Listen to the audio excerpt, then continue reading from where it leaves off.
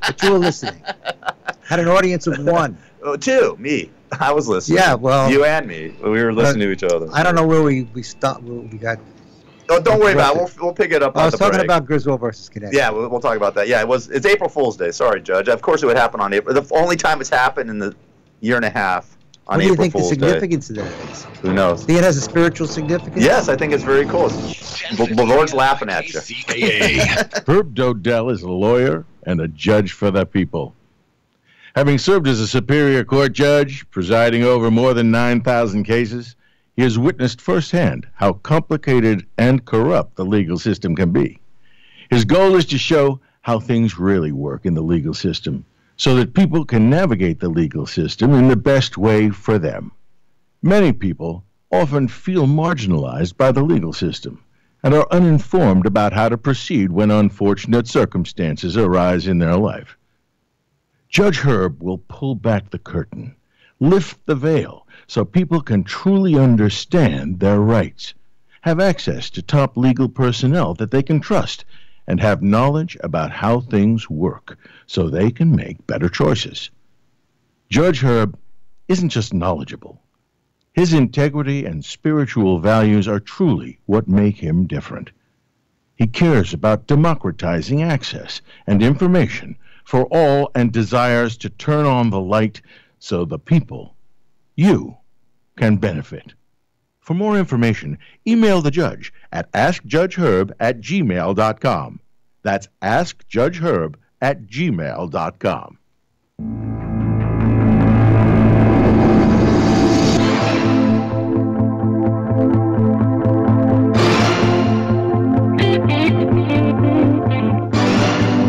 Okay, we're really back on? We're on the air, Judge. It's April Fool's Day. Okay. It is April Fool's Day, but that was no joke. That really did happen. I wasn't messing with you. I was having this serious conversation about the Constitution. It's not like we're doing shtick here. But okay, no, it's not a stand-up routine. The fact of the matter is I want to talk about the Constitution briefly. Okay. We did a show. In fact, I think we did 2 shows of various constitutional amendments. Went through them. The First Amendment, everybody knows about that one. Second Amendment, everybody certainly knows about that one. Then you get into the 4th and the 6th and the 7th and the 8th. But I want to talk about the 9th. Okay. The 9th is the enumeration clause, basically. What it says is that even though the Constitution doesn't provide what rights you have, it doesn't mean that it's limited to what the Constitution says. It's broad enough to include anything that's not excluded. And it applies to the states through the 14th Amendment, because the first 10 amendments, most people don't know this, by the way, the first 10 amendments really apply only to the federal government. Okay, I did not know that. I didn't know that until I was doing some research myself, actually. And the most amazing thing is I learn stuff every time I start to pick up some research material. I learned something exactly. That's awesome. I actually found out something the other day that I made a wrong ruling. I was looking at the statute. I said, I got that one wrong. Uh-oh. Did it cost anybody? No, she made money on it. Okay. I made the mistake in favor of the plaintiff. Oh, good. But I didn't realize there was a limitation on an award, and I was looking at the statute, and there was a limitation, and I exceeded the limitation. Nobody Never caught knew it. And nobody caught it. Nobody caught it, and I didn't catch it for sure. I didn't even know about it. Yeah. And that's one of the risks that the public takes when they're in the legal system. The judges don't always know the right answers. Sometimes you know the wrong answers, or you don't know any answer. Oh, gosh. But most of the time you're dealing with discretionary calls. And a discretionary call is not an appealable issue. It's just you did something, maybe you should have done something different. Because people have always asked me, did you think you made any mistakes? I've heard over 10,000 cases. You had to make 1 or 2, I would think. A couple. Yeah. I'm sure I have. Of course. I was listening to this tape that we did. We ran it last week on the show. And I actually had misspoken about something. It turned out to be the right call. And it turned out to be the right analysis. But I really didn't put the 2 dots together. And so those of us who do this are not infallible, for sure. Well, you're human. And that's why cases get appealed. Right. And reversed on appeal. Yeah. So the 9th Amendment is very, very important because it says basically you have the right of privacy. Whether it says so in the Constitution or not, you do. So what's that mean, right of privacy? So let's get to Griswold. Griswold was the first real Supreme Court case that dealt with the subject. And it dealt with the prescription or the use of birth control pills. And it was a law in Connecticut that forbade the use of birth control pills, and to do so, even if you were a doctor, was a crime. Really? Punishable by incarceration. Wow. Pretty tough to enforce that, because I remember when the case came down, I said, what are they going to do, sit on your front doorstep and watch to see if you're taking a pill? You know, how ridiculous that was. But the fact of the matter is, this case went all the way up. It started with Planned Parenthood and talking about birth control. This was the forerunner to Roe versus Wade, which came, Roe versus Wade was 1973. So it was about 8 years after Griswold. And Griswold said the government has no business in interfering with your right of privacy.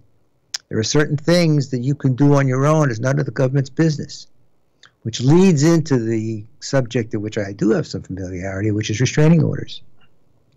As you know, and if people have been listening to the shows, I was assigned to restraining order court for 5 or 6 years.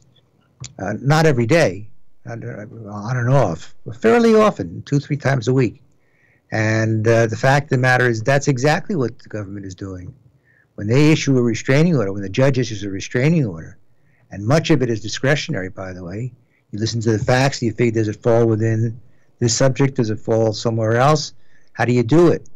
And the reality is the government is telling you can't say, literally, and you can't do, literally, certain things, or you could go to jail. Against a certain person. Against a person. A person. Yeah, the restraining orders do not apply to corporations or things like that, unless they're in the form of an injunction as part of a civil lawsuit. That's an entirely different animal, dealt with very, very differently.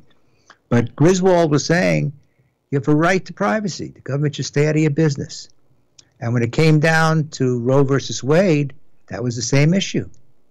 The case, which was originally started in Texas, and by the way, Roe was not her real name. It was McCorvey. And Wade was the district attorney for the county in which the lawsuit was ultimately filed. And that's how it came to be known as Roe versus Wade. Same issue, whether a woman had a right to have an abortion if she wanted one. And most people don't realize this, but Roe really came down in the middle.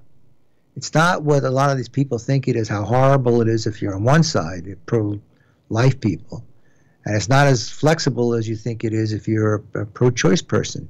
Because what Roe really held, in a 7-2 opinion,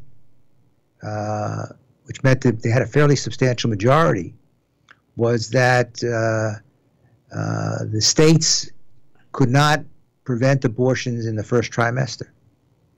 In the second trimester, it was discretionary with the states, so they had the ability, and it's really significant today because of what's going on in the state of Georgia. Exactly, I was going to bring that up. I'm going to talk about that. And the third trimester, the states could prohibit any abortion no matter what. And so it wasn't like it's legal now for everybody, anytime, anywhere. Not so. Right. And so that's what the law is really all about, believe it or not. There are variations. Cases come along with slightly different fact patterns and get distinguished. The concept in the law is called stare decisis. Stare decisis means it becomes precedent. But in order to really be a precedent, the facts have to be pretty much the same. That doesn't happen that often. But every now and again, if you're in the legal system or you're a lawyer, you may find a case that we call it fits on all fours. And that may end up deciding your case without going to the next step. And so privacy is a really significant point in the development of our democracy. And if you read 1984, and I got caught up with this for some reason or another, I took the book with me on vacation. I read the whole thing. And I said to myself, when I put it down, I said, wow, we are heading in that direction. We're there. Not to be wanting to be there, but we are getting there. Yes. And so it's always a fight between the pro-choice and the pro-life people, who's right and who's wrong? Neither one is right and neither one is wrong. What's going in Georgia? They want to make it only like 6 weeks, I believe, right? Or I think it's the same as the heartbeat. The heartbeat, which is it's 6 weeks, I think. 6 weeks. And but that will drive the OBGYN doctors out of business because they have a responsibility, a medical responsibility to take care of their patients. And there may become times when people need some of these procedures, and if they can't perform them, then it's a big problem. And the worst part of it is they can't train them, because you can't train them in the hospitals. You can't do a residency program because you'd be violating the law. And that's not the only state that's thinking about this. Oh, I know. So you got the pro-life and the pro-choice people. Each of them is so wedded to their positions that there's very little room for any compromise between those two groups. Why doesn't the Ninth Amendment protect these women, their privacy? I think it should be a woman's choice to do what she wants with her body. I mean, it's her life. She has to answer to her maker, her God, or whatever she believes in, if anything. Why does the government have to be involved? Why do other people have to be involved in some woman, a person's decision, a woman's decision to do this, and maybe a man's decision too? Human nature. Excuse me. I know it's human nature, but it's because they believe that they're right. It's the biggest fight with people. But they're not God. People who fight over religion, most of the time, one group says we're 100% right. We have the only answers, and if you don't go along our way, we're going to do things to you. This is historical. This goes back 1,000 years. So the bottom line really is there a right and a wrong? No, not really. And for the pro-choice people, their argument is we should be able to do whatever we want to do. And I analogized it. Remember, we did the show with Ginger Banks. We're talking about prostitution. It's basically the same argument when you think about it. If somebody wants to do that for a profession and it's monitored and taxed and all of those things, why shouldn't it be done? Why make it illegal because some people think it should be illegal or that it's immoral? It's all about a question of morality. You get a group that says it's wrong, and therefore you can't do it. But what gives them the right to tell you what you can do with your own body and the choices that you make in your life? It was the same thing with the legalization of marijuana. It was going on for years and years and years. Ridiculous. And people were going to jail. I remember when I was a prosecutor, we were putting people in jail for 2 joints. That's crazy. We were doing it. I know. It was a felony, and they went to jail. So that's the same issue. If you really want to do that, and you're not hurting anybody, and you're not going out there and doing things that you shouldn't be doing, what's the reason to stop it? So because somebody thinks it's the wrong thing for you to do. So you get back to Joe Biden. Oh. And the hand on the knee. The choice of the word that I've been hearing all the last couple of days has been inappropriate.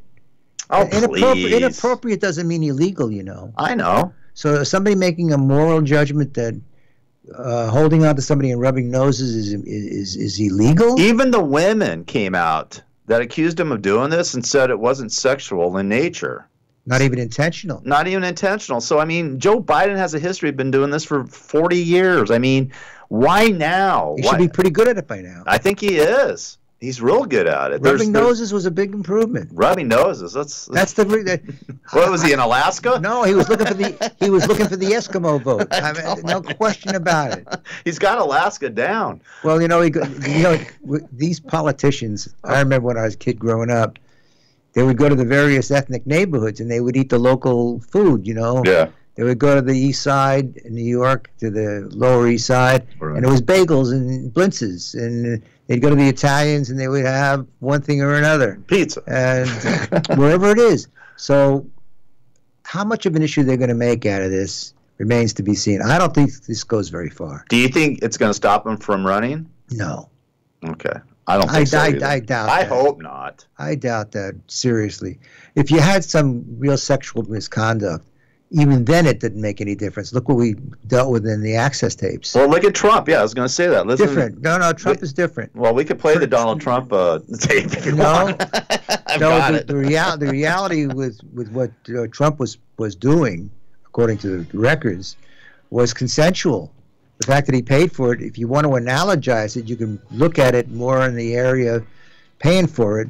No different than Bob Kraft at the massage parlor. Yeah, but I'm talking about what Trump said about women and grabbing them by the, and all that. I mean, what's worse, Joe Biden, rubbing noses with a woman, or Donald Trump talking about grabbing him by the pee because he's got power? I kind of like the illustration of the rubbing noses because it shows how ridiculous this is. It's crazy. It is absolutely absurd. All right, let's take a break. NBC Talk Radio, 1050 AM, KCAA. In his book, From the Trench to the Bench, Judge Herb Dodell demystifies the legal system, including both civil and criminal, the lawyers, the judges, and the process.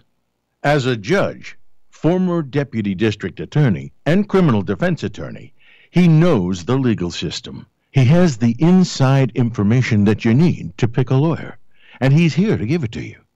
No matter what you're facing that makes you think you may need a lawyer, Judge Herb will shed valuable light on your situation and reveal your best options and many secrets of how the judicial system actually works.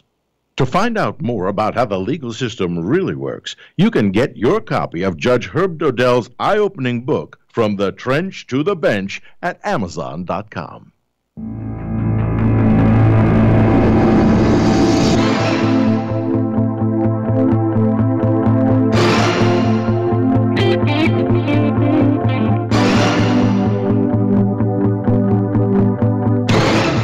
See, I was starting to get into the restraining order stuff because over the years I heard at least hundreds of cases, hearings, and read many papers on it, and a lot of them were sexual issues.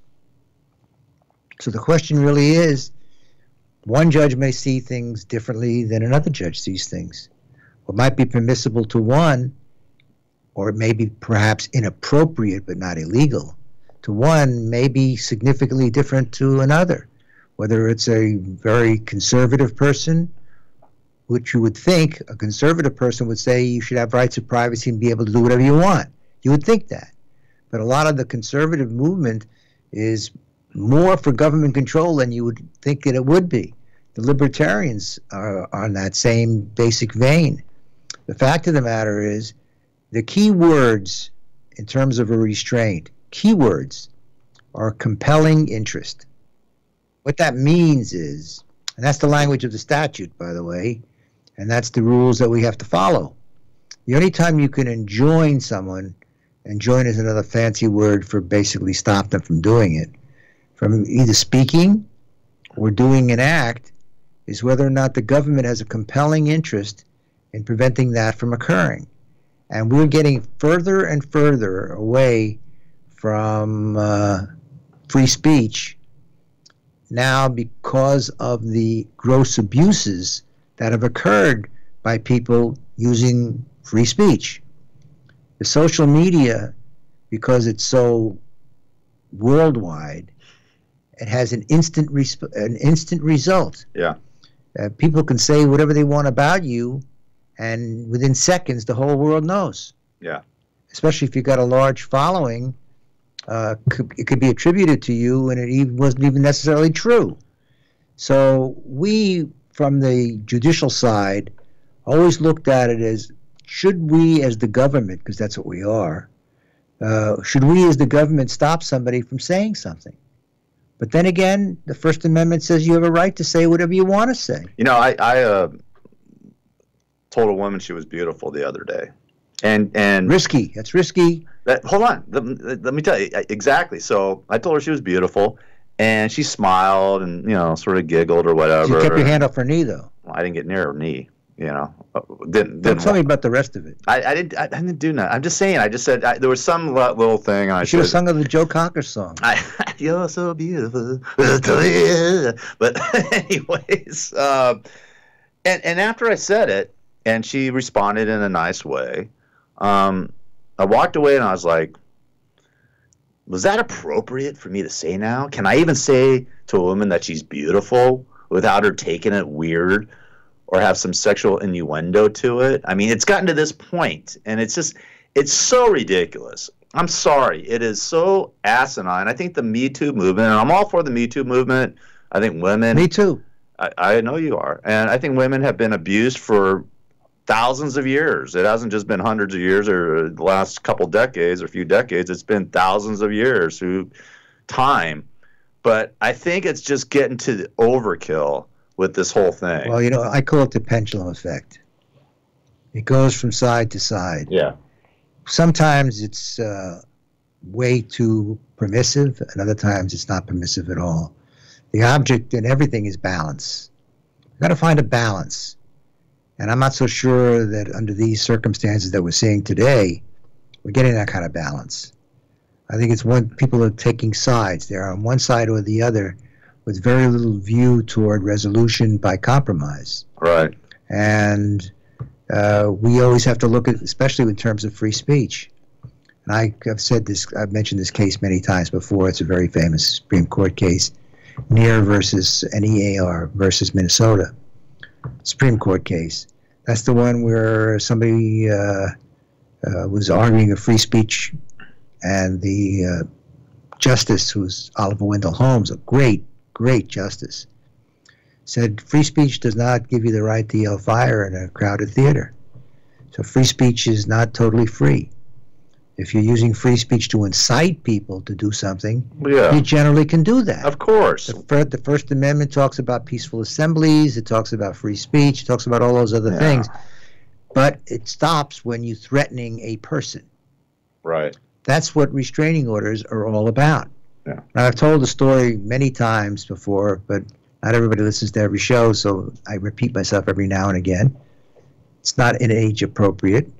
But the fact of the matter is, I had this case where the girl, there was a young lady, came in with her phone and showed me a text or whatever they call that, where she received a picture from somebody, and that person showed themselves sitting on the floor with a can of beer or a bottle of beer in one hand and a gun in the other with a note underneath. And you know I granted that restraining order. Yeah, well, that's threatening. That's threatening. Yeah. So you have to draw the line if you're looking at restraining orders for yourself in your own personal life, and you've been through this, so you know what this is about. Yeah, I have. I mean, you know, mine was sort of ridiculous. I was going through my divorce, and I just was separated from my wife, and I don't know. She accused me of being on her porch one night. You were in Laguna. I was in Laguna Beach with my buddy, getting loaded. On the balcony. Yeah, and then she said I was on the balcony, and then I got home, and I got, you know, back then you had a phone machine that gave you messages, and said I had a message saying you got to appear in court on Wednesday because Jeannie filed a restraining order against you, and I'm like, what? No, they don't file. Just to clarify the language. Well, she did something. I don't know what is it. What she did? No, the language is she filed an application. Or a petition is what it's called. Yeah. A petition for a restraining order. She went down there and filed a petition, a document, trying to get a restraining order from me. And thank God, I mean, did she get a TRO? Temporary restraining order? No, I didn't get. No, I actually talked to her friend, and I said, who left me the message, and I'm like, what's she talking about? And she goes, well, she said that you were on her porch Friday night, spying on her and her new boyfriend. I'm like, I was 90 miles away in Laguna Beach, and I got a receipt showing it. And, you know, but the good thing about that, and if you ever do get a restraining order or something like this happens to you, is that any feelings I had for her, any love I had for her, any thought I had of going back with her ended that minute. That second when I was like, are you kidding me? She is that vindictive to try to ruin my life and file this restraining order against me for no reason. And that I completely lost all interest in her after that. In the end, if you look at it analytically, she did you a favor. Exactly. No, she did. Because after I got out of court, I'll never forget it. It was in Simi Valley. And after I got out of court and I showed the judge, and she actually dropped the case. She said, you know, he wasn't around, and blah, blah, blah. But you still have to go to court on this. I couldn't just not go to court. I had to show the receipt to the judge and do all the whole 9 yards. And when I left that courtroom that day, and I'll never forget it, I was like, any feeling I had for her was gone. So she did do me a favor. There's a risk in not showing up, by the way. Even if you think it has no merit. And I tell us to change the subject into small claims court. where I've been sitting for the last 3-4 years now, if you don't appear and a judgment is entered against you, you can't really appeal that. Right. Even if you're the defendant. Really? Normally a defendant has a right to appeal. Even if he had an emergency or something like that? If you don't appear and the court holds what's called a prove-up hearing, which I explained, I think, in the last week's show, which is basically you need to find out from the plaintiff usually what the basis for the claim is, because sometimes there's a legal reason why the claim cannot succeed. So you have to make some inquiry. And you do that. You don't take very long, but you generally do that. And so you ask all the right questions and you find out, but if there's nobody there on the other side, what you're saying is going without dispute. Can I ask you a question? Interesting question. Maybe you have an emergency, some family member died or some. Can you have somebody substitute for you to go in there? No. Not even a lawyer? Lawyers for sure you can't. You can't have a lawyer go into the small claims and go, hey, this is my client. His mother passed on or something happened. I've had that tragedy. happen. I've had that happen. And people have come in.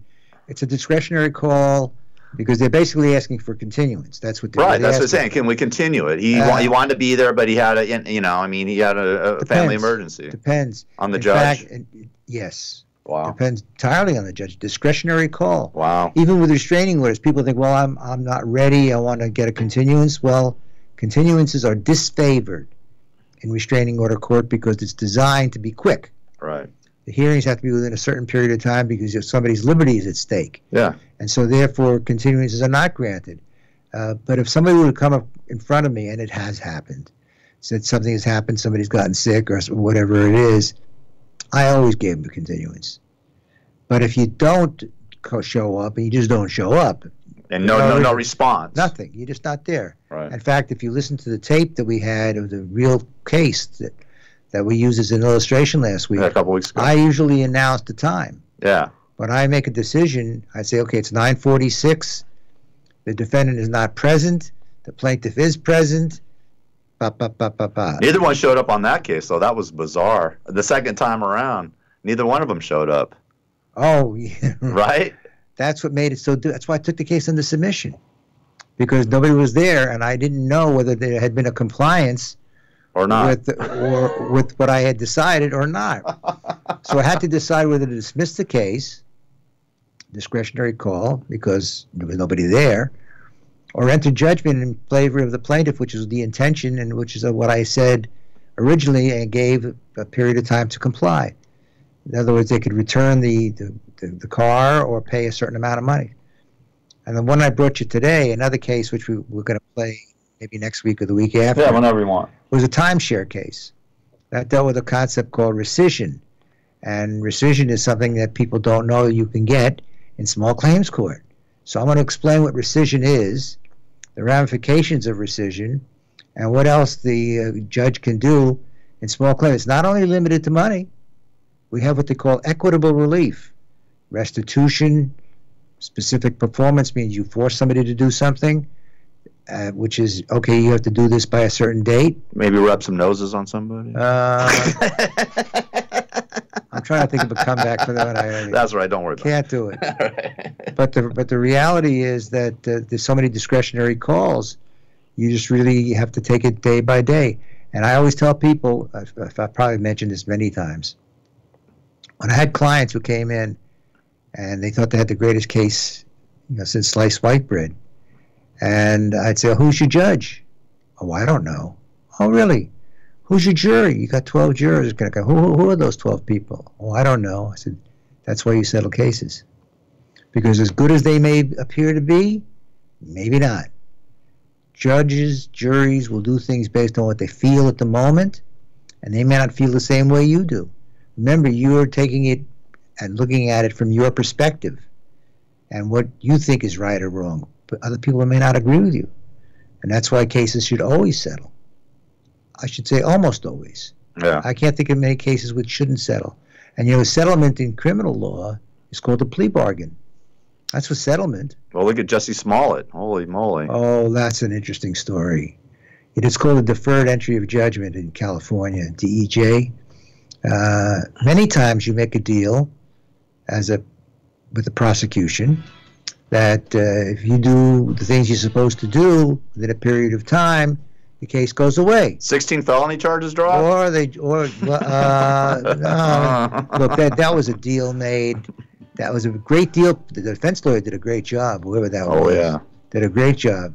The fact of the matter is, we'll talk about it right after the break because I can hear the music in the background. Okay, cool. All right, we'll be back with the judge right after this. NBC Talk Radio, 1050 AM, KCAA. Did you ever meet a lawyer that was for the people? Someone who had the best interests of the people at heart? Herb Dodell has been a lawyer for more than 50 years and has been a Superior Court judge for 9 years, having presided over more than 9,000 cases.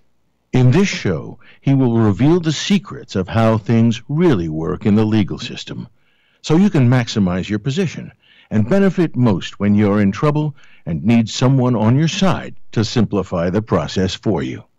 For more information, email the judge at askjudgeherb@gmail.com.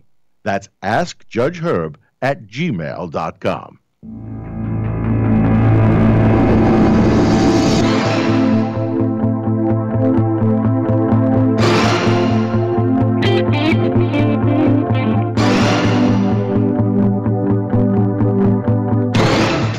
I don't know all the details in that Smollett case, but it's Chicago, and that speaks a lot for itself. Not that you folks in Chicago are any worse than others, but the fact of the matter is deals are made every day. And without the police chief and the mayor knowing anything about this? I mean, that was a little maybe, but shady. It happens on the other way around, too. Sometimes the mayor and the police chief do know, and the word gets passed down. In fact, I was just asking you when we were off during the break, there's a great show called Bosch, B-O-S-C-H. He's a cop, and it's a great cop show. And they were talking last night about somebody who had committed some heinous crimes. But the guy had a lot of dough, and he could afford a very fancy, and of course the lawyers portrayed very fancy three-piece suit, the whole 9 yards, versus the public defender. And that's why the system is not necessarily fair. Color really does matter. And African Americans are treated differently, and Hispanics are treated differently unless they have money. And they're treated differently in a different respect. So a poor white person gets treated better than a poor African American, poor gets generally treated the same. Yeah, poor gets treated badly. I shouldn't say badly because I had a lot of respect for the public defenders when I was on the other side. They work very hard. They've got enormous calendars. They can't conceivably get to it. They walk in the morning, there's 100, they're green. The paper's green. And you see them carrying these files with all the green documents in it, and they can't possibly handle it. They go into the lockup, but that's what it's called, by the way. They go into the lockup, and they get, 3 minutes, 5 minutes to talk to somebody. Most of the defendants are guilty anyway. Most, not all. I would say proportionately, probably 75, 80% of the people that are charged are really guilty of doing the crime. But the person who hires the high-end, top-of-the-line kind of celebrity lawyer, unless it's not Avenatti. You better hire somebody. Look, maybe he made the deal in Chicago. I don't know. Who knows? I don't know enough about what happened there, but I can tell you this. That was a phenomenally great deal for that defendant. Somebody. No, he did 16 hours community service. And $10,000. But normally the way that would work with the DEJ, deferred entry of judgment, is you plead now, but ultimately at the end of the day, if you do all of these things, the case gets dismissed. Right, so he did it before he even pleaded or did any of this stuff. That's what made it a little unusual. Right, and plus they sealed the document, the case. It's like disappeared. You can't even open it. No, they sealed it. There's a statute in California, because when I was sitting in unlawful detainer cases, landlord-tenant, I was stuck with that one for a while. Never loved it, but I did it for a while. Had to be trained and did it. We had the ability to seal the records. And the reason you sealed the records is because the tenant didn't want to have it on its record when a new landlord was checking the public records to see that somebody already evicted you some time before. Right. So we would seal the record, and I would suggest to the litigants, when both sides were represented, that they work out something, and I'll seal the record. The only people who would see it is them and me. Right. And if they didn't do what they were supposed to do pursuant to the agreement, which we call the stipulation, if they didn't perform according to the terms of the stipulation, I would unseal the record. And I would tell them that. There's a statute exactly on that. And sealing is a little unusual. Yeah. You would think, other than in a landlord-tenant case. Right, but that was sealing is bizarre. a little unusual because it's a public record. Yeah, that was bizarre. I mean, they're still trying to get $130,000 from him too. So, because they spent that much money on the investigation, so they sent him a bill for $130,000. Do you think he'll actually pay that? No. Okay. Where they no longer have any leverage, unless it was a probationary term, or what happens in criminal law is something called restitution. In other words, if you're a criminal defendant and there's been a victim, somebody has been damaged financially or otherwise, as part of any probation, the court can order restitution after there's a hearing. It's called a restitution hearing. You present as a victim what your claim damages are, and in order for that defendant to make a plea deal on a probation, they got to make restitution. Well, he forfeited his $10,000 bond. That was kind of like the equivalent of that. I think they were trying to make it look better than it really was. I mean, great deal, super deal. Some good lawyer got lucky. Some high-end cat helped him out. Maybe. I can think of a few people in Chicago. Who can you think of? Anybody the Obamas, Oprah Winfrey, Chicago. I'm just saying, these are high-end people. Supposedly, he was connected to the Obamas pretty heavy. So, but would Barack Obama go? It wasn't Rahm Emanuel his press secretary or chief of staff? Chief of staff. I mean, I don't think he would go over his head and do that. But maybe, politics is a dirty business. Horrible business. So maybe he did. But I mean, Rahm Emanuel was livid about that, and it's not over for him because there's still a federal case against him for allegedly sending a letter to himself, in the mail, threatening. Mail stuff brings in the feds. And that brought in the feds, so he's still not out of the woods. But I mean, I don't know. It's a weird case. It's just strange. And how many people get 16 felony counts dropped like that? Well, to be fair, when you're filing cases, and I mentioned it before, when I first started out in the district attorney's office, I was what they call the filing deputy. So I would sit behind a desk in the office, and the cops would come in one at a time, present what they had in the way of a case, and try to convince me, which was very easy, to convince me to file it. And we always overfiled. In other words, even if it was a petty theft, we charged it as a burglary. I get it. Because a burglary was a felony. Of course. And a petty theft was a misdemeanor. Right. So we would always overfile. In fact, if you look at Roger Stone's indictment, a little bit different because that's a grand jury issue. But if you look at the number of counts, which are charges, separate charges for each one of those things, it's not unusual to have a complaint, a criminal complaint, or even an indictment with multiple allegations. And then there's enhancements and things like that. Like in California, what distinguishes between a murder one with special circumstances and a murder one, straight up murder one? Lying in wait, multiple people. There are certain things which generate an enhancement. And that's what it's all about in terms of making a plea deal. They sit down and you work out, I'll dismiss 4, 5, 7, and 9. You plead to 1, 2, 4, and 6, whatever it is. Yeah. And that's how the deal works. But this one was unique because he was out of there. He was out of there very fast. He was out there so fast. He had done the community service before his court appearance. That's the reason they made the deal the way they did. Come on. That's why they did. It's shady, man. That was completely shady. I got to say that really was a shady Come deal. on. I got to believe because look, I've seen stories now that say that prosecution didn't feel they could prove their case beyond a reasonable doubt. From what I saw, and I didn't hear it all, so I couldn't make a decision.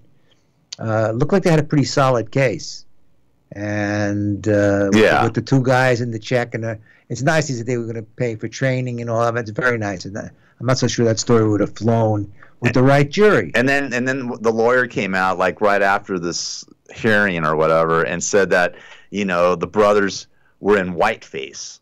You know what I mean? No. Yeah, she did. She actually did say, I swear to God, this is no April Fool's joke. She said that they were wearing whiteface. What?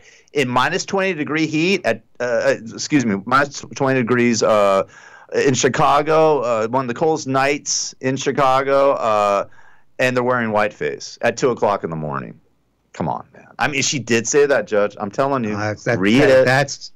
That's more sounds like an April Fool's It's joke. not an April Fool's joke. I swear to God, it's not an April Fool's. I would tell you if it was an April Fool's joke. Look, it is not. She did say that. One of the greatest freedoms that we have, because we started the show today talking about freedom and privacy, one of the greatest freedoms we have, one of the greatest rules we have, and our founders made sure that it was included, was the presumption of innocence.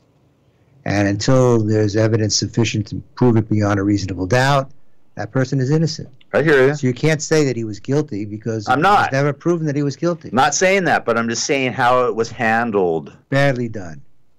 From a public person. Exactly. Looking at it as an outsider, that was a very unusual resolution. I mean, the mayor and the chief of police didn't even know about it. They were in a meeting, and then they come out and they find out from the press that they dropped all the charges and let him go.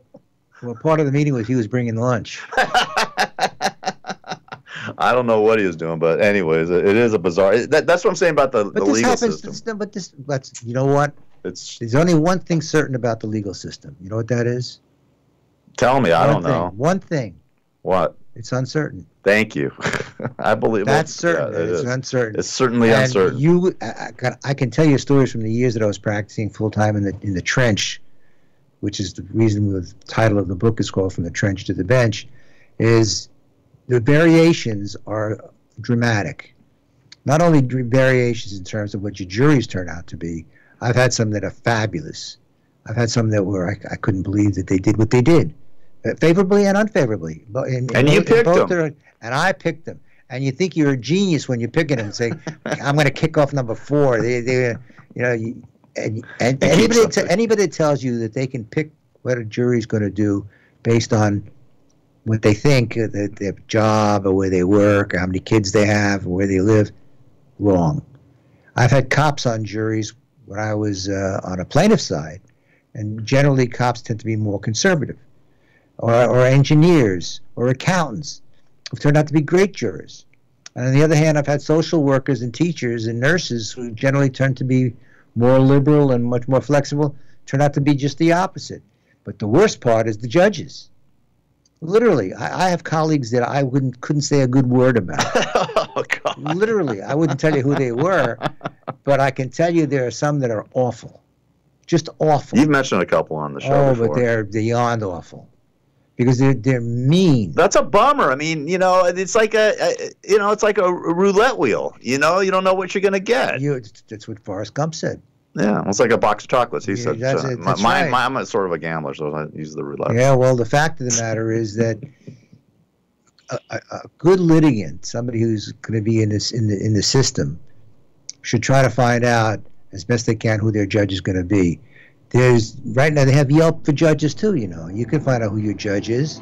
Go check them out. KCAA Loma Linda, 1050 AM, 106.5 FM, and now